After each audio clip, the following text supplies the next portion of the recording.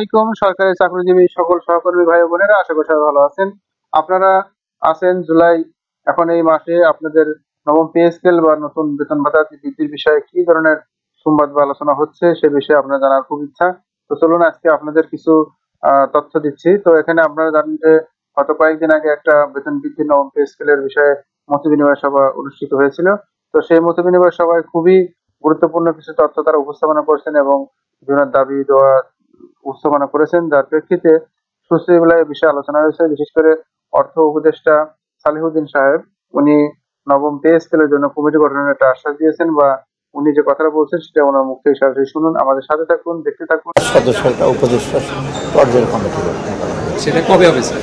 Already এটা আপনার মন্ত্রী পরিষদের সচিবের বিষয়ে পাবেন, একটা ডিসিশন হয়েছে না, সেটা আমি এর বাইরে কিছু বলবো না, কারণ এটা প্রধান উপদেষ্টা দপ্তর থেকে এই উপর আমি আর কোনো কমেন্ট করবো না।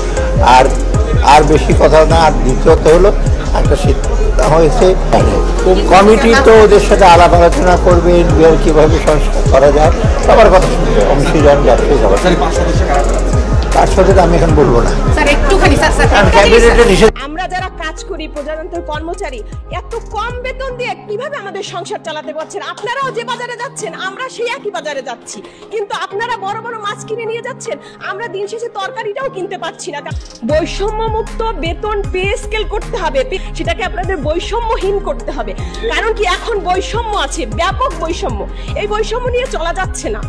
আমাদের প্রস্তাবনা 2025 সালের জন্য 10 ধাপের একটি নতুন পে স্কেল। ধাপ: পদের ধরন, উদাহরণ, প্রস্তাবিত বেতন, টাকা।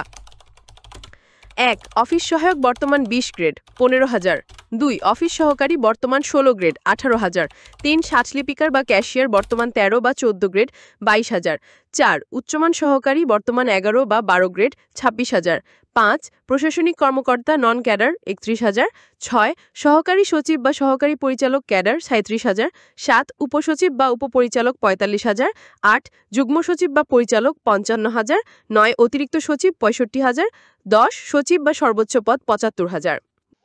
ধন্যবাদ সবাইকে ভিডিও শেষ পর্যন্ত দেখার জন্য। ভালো থাকবেন, সুস্থ থাকবেন এই কামনা শেষ করছি। আসসালামু আলাইকুম ওয়া রাহমাতুল্লাহ।